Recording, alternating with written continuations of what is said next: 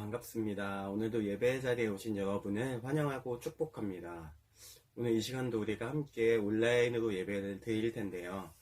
하나님을 바라보며 또 그 은혜에 감사하는 마음으로 함께 전심으로 주님을 예배하는 자리로 나아가기를 간절히 소망합니다. 함께 사도신경으로 신앙 고백 드리시겠습니다. 나는 전능하신 아버지 하나님, 천지의 창조주를 믿습니다. 나는 그의 유일하신 아들, 우리 주 예수 그리스도를 믿습니다. 그는 성령으로 잉태되어 동정녀 마리아에게서 나시고 본디오 빌라도에게 고난을 받아 십자가에 못 박혀 죽으시고 장사된 지 사흘 만에 죽은 자 가운데서 다시 살아나셨으며 하늘에 오르시어 전능하신 아버지 하나님 우편에 앉아 계시다가 거기로부터 살아있는 자와 죽은 자를 심판하러 오십니다.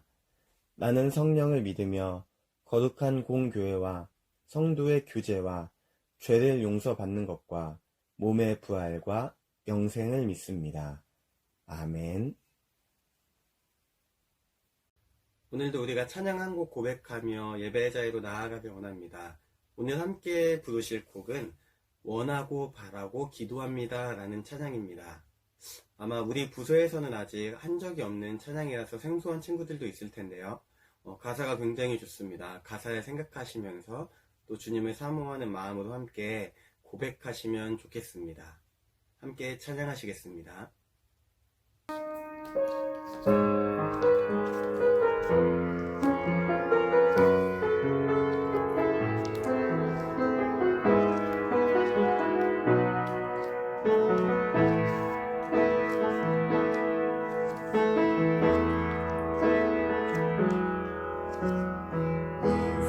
세상을 살아가는 동안에 나의 힘을 의지할 수 없으니 기도하고 낙심하지 말 것은 주께서 참 소망이 되심이라. 주의 길을 걸어가는 동안에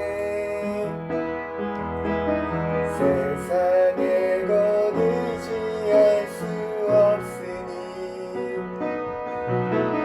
감사하고 낙심하지 말 것은 주께서 참 기쁨이 되심이라.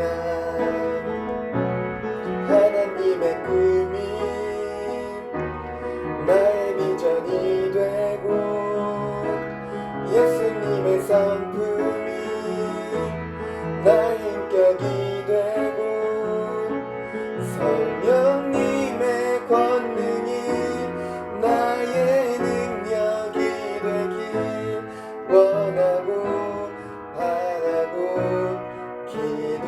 처음부터 다시 한번 찬양합니다.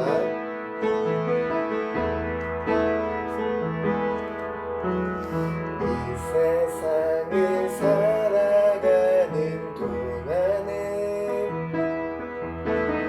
나의 힘을 의지할 수 없으니 기도하고 낙심하지 말 것은 주께서 참 소망이 되심이. 하나님의 꿈이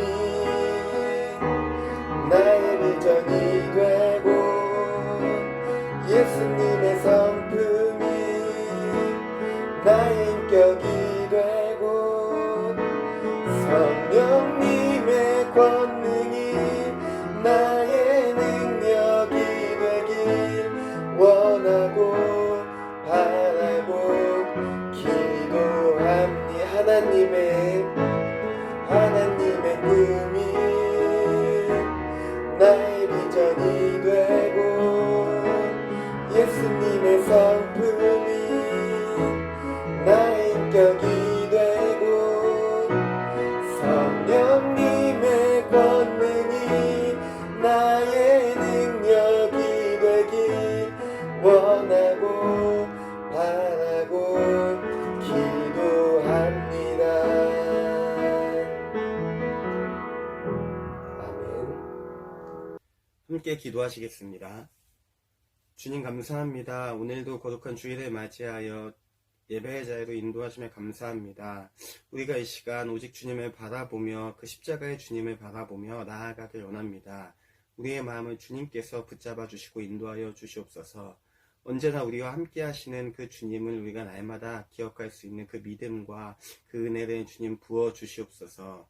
주님, 언제나 주님이 우리와 함께 하시지만 우리는 주님을 외면하며 또 때로는 못 본 척하며 지낼 때가 많았음을 고백합니다.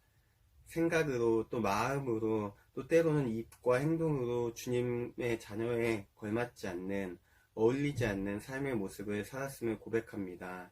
이 시간 우리의 모든 죄를 주님 앞에 고백하오니 주님의 보혈로 깨끗게 씻어 주시옵소서. 다시 우리가 이 시간 정결케 되는 은혜를 힘입어 주님 앞에 더욱더 나아갈 수 있도록 주님께서 함께 하시고 인도하여 주시옵소서. 하나님, 코로나로 인해서 우리가 계속 함께 온라인으로 예배를 드리고 있는 가운데 있습니다. 원래 코로나가 잠잠해질 수 있도록, 코로나로 인해 아파하는 모든 분들이 회복될 수 있도록 주님께서 인도하여 주시옵시고, 우리가 다시 함께 예배 드릴 수 있는 그날이 속히 올 수 있기를 주님께서 함께 하시고 인도하여 주시옵소서. 또한 아버지, 이제 온라인 계약으로 열심히 공부하고 있습니다. 지치지 않게 하여 주시옵시고, 조금 불편함은 있겠지만 우리가 잘 적응하여 감사함으로 학업을 잘 감당할 수 있도록 주님께서 함께 하시고 인도하여 주시옵소서. 이 시간 예배를 시작하는 시간입니다. 주님께서 함께하여 주시옵시고 주님의 말씀을 통해서 우리가 주님을 더욱더 깊이 알게 하여 주시옵소서. 말씀을 전하는 이와 듣는 이가 오직 주님만 바라보게 하여 주시옵시고 그 안에서 말씀을 통해서 말씀하시는 그 주님을 만날 수 있도록 주님께서 함께하시고 인도하여 주시옵소서. 감사하며 예수님의 이름으로 기도합니다. 아멘. 오늘 함께 나눌 하나님 말씀은 로마서 1장 1절에서 7절 말씀입니다.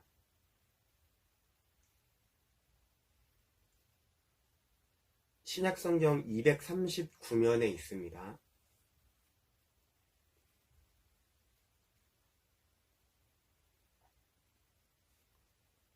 네, 함께 읽겠습니다. 예수 그리스도의 종 바울은 사도로 부르심을 받아 하나님의 복음을 위하여 택정함을 입었으니 이 복음은 하나님이 선지자들을 통하여 그의 아들에 관하여 성경에 미리 약속하신 것이라.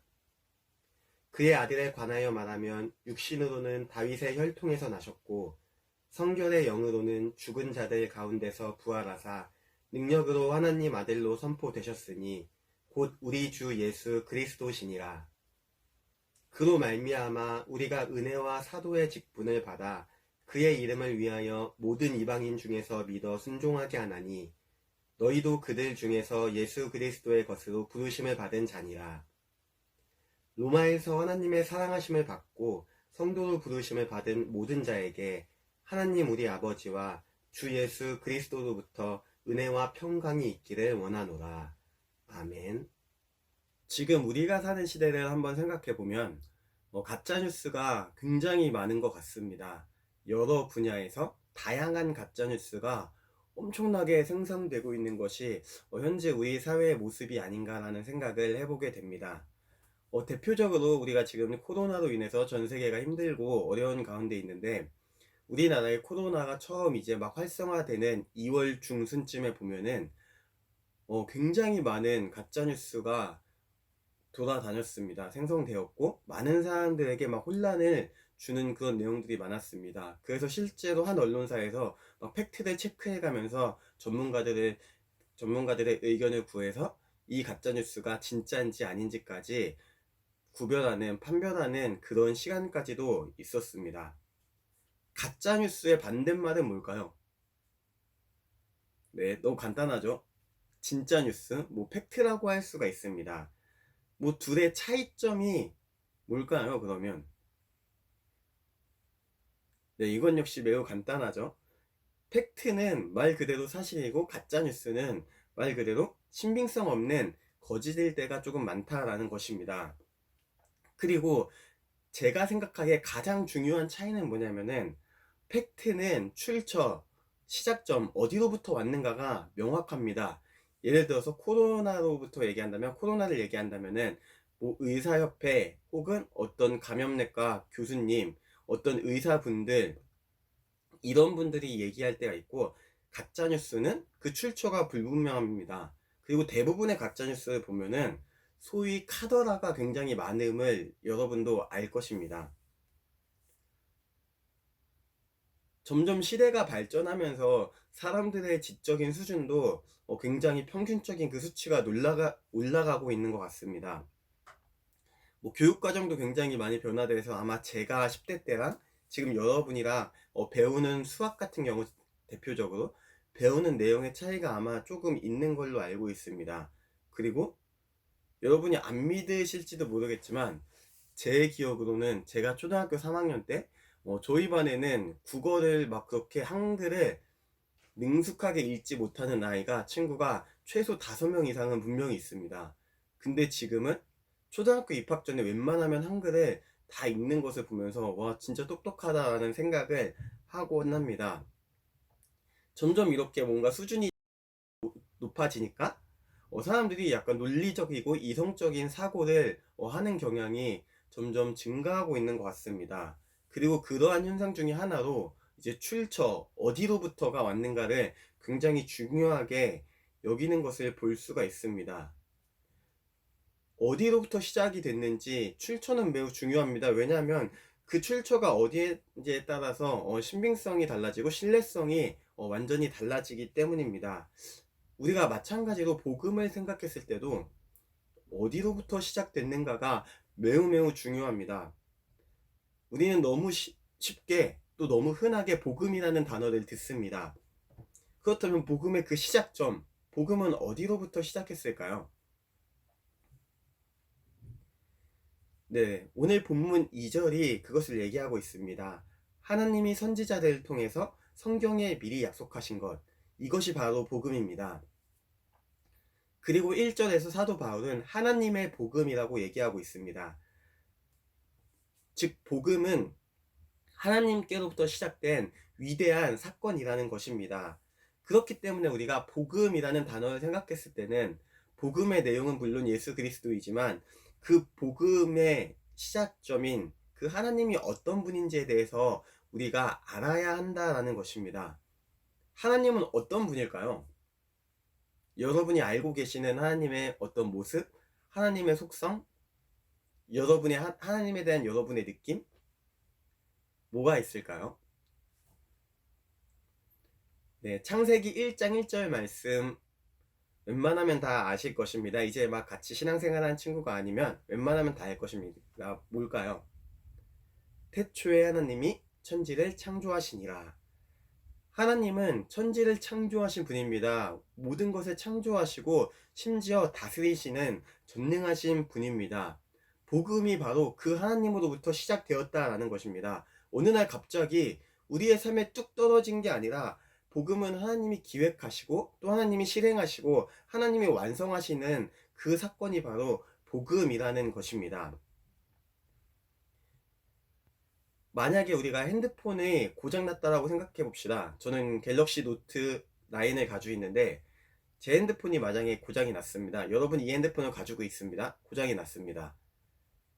근데 여러분의 선택지가 두 개가 있습니다. 하나는 저한테 오는 것이고 하나는 그 삼성 서비스 센터, 핸드폰 서비스 센터에서 근무하시는 분이 있습니다. 여러분은 누구에게 핸드폰을 맡기시겠습니까? 너무 쉬운 질문이죠.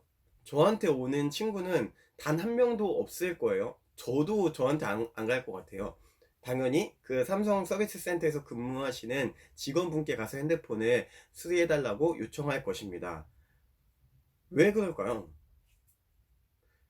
네, 비록 그분이 그 핸드폰을 만든 건 아니지만 열심히 그 분야에 대해서 공부하시고 수리하는 거에 대해서는 저보다 훨씬 더 많은 지식과 경험이 있기 때문에 더 믿을만 하기 때문에 그 직원분께 갈 수밖에 없는 것입니다. 복음을 한번 생각해 봅시다. 복음이 만약 출처가 불분명합니다. 어디에서 왔는지 모릅니다. 우리는 복음을 생각할 때 이걸 믿어야 되나? 말아야 되나?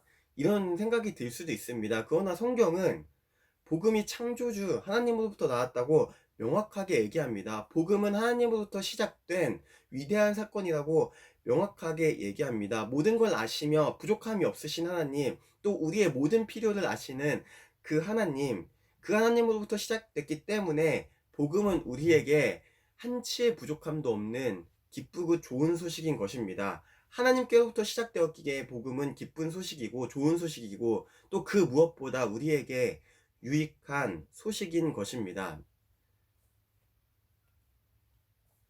그런가 하면 두 번째로 보면은 성경에 미리 약속하신 것이 복음이다 라고 얘기를 합니다. 여기에서 우리는 하나님의 어떤 모습을 볼 수가 있을까요? 미리 약속하신 것, 즉 언약을 기억하시고 지키시는 그 하나님의 모습을 볼 수가 있습니다. 신약에서 말하는 성경은 모두 구약 성경을 의미합니다. 왜냐하면 신약 성경이 기록될 당시에 아직 신약 성경은 갖춰지지 않았기 때문에 구약 성경을 가르칩니다. 하나님은 아브라함과의 언약도 당연히 기억하셨고, 또 나아가 다윗과 맺었던 언약, 영원히 왕위가 끊이지 아니하겠다라는 그 언약을 기억하시고 지키신 것입니다. 그것이 바로 복음인 것입니다. 복음의 내용인 그 예수님은 수천 년 전인 구약 성서의 시대에 이미 많은 선지자를 통해서 예고된 분이며, 그 복음은 예고된 사건이었다라는 것입니다. 하나님은 선지자들을 통해서 계속 그 약속을 상기시키셨고 결국은 지키셨습니다. 그래서 우리가 복음을 생각할 때는 창조주 하나님과 더불어 언약을 지키시는 하나님을 떠올릴 수밖에 없는 것입니다. 복음의 시작이 하나님이라는 것이 우리에게 어떤 의미가 있을까요? 복음은 창조주 하나님과 그 언약의 하나님이 그대로 드러나는 위대한 사건입니다. 그리고 더 중요한 한 가지, 복음은 인간의 죄에 대한 하나님의 응답이라고 할 수가 있습니다. 그리고 이 응답은 그냥 응답이 아니라 하나님의 사랑이 가득 담긴 편지라고 할 수가 있는 것입니다. 복음의 내용은 오직 예수님입니다. 그 예수님의 죽음과 부활에 있습니다. 우리를 죽기까지 우리를 사랑하신 그 하나님의 사랑이 담긴 편지가 바로 복음인 것입니다.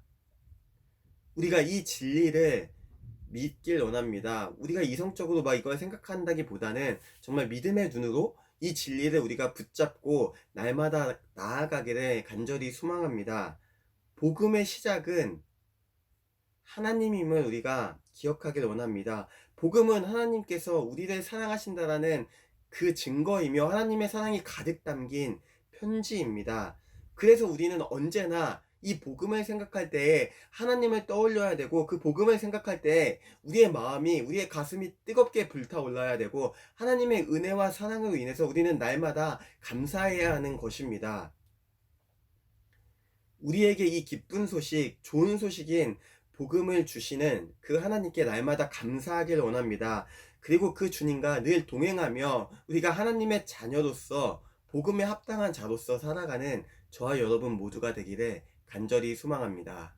함께 기도하시겠습니다. 주님 감사합니다. 오늘도 우리에게 귀한 말씀을 주시며 감사를 드립니다. 하나님, 우리가 복음의 시작은 주님으로부터 시작되었음을 고백합니다. 주님, 우리가 날마다 그 주님과 가까이 하게 하여 주시옵시고, 복음에는 그 창조주 하나님과 언약의 하나님의 담겨 있음을 기억하는 우리가 될 수 있도록 주님께서 함께 하시고 인도하여 주시옵소서. 이 복음을 가볍게 여기는 것이 아니라 정말 주님의 마음이 담긴, 주님께서 우리에게 주신 정말 귀한 선물임을 우리가 기억하게 하여 주시옵시고, 날마다 복음을 기억하면서 우리가 복음에 합당한 삶을 살아갈 수 있도록 주님께서 함께 하시고 인도하여 주시옵소서.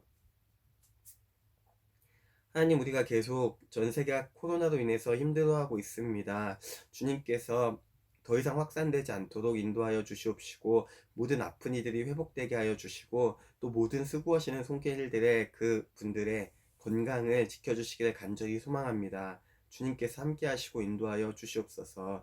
또 하나님, 우리가 이 시간을 지나며 함께 모이고 있지 못하지만 우리의 믿음이 게을러지지 않게 하여 주시옵시고 더욱더 부지런하게 열심으로 주님을 섬기는 중고등부가 될 수 있도록 주님께서 인도하시고 역사하여 주시옵소서.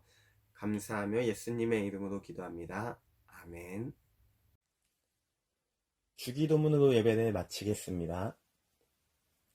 하늘에 계신 우리 아버지, 아버지의 이름을 거룩하게 하시며 아버지의 나라가 오게 하시며 아버지의 뜻이 하늘에서와 같이 땅에서도 이루어지게 하소서. 오늘 우리에게 일용할 양식을 주시고 우리가 우리에게 잘못한 사람을 용서하여 준 것 같이 우리 죄를 용서하여 주시고 우리를 시험에 빠지지 않게 하시고 악에서 구하소서. 나라와 권능과 영광이 영원히 아버지의 것입니다. 아멘.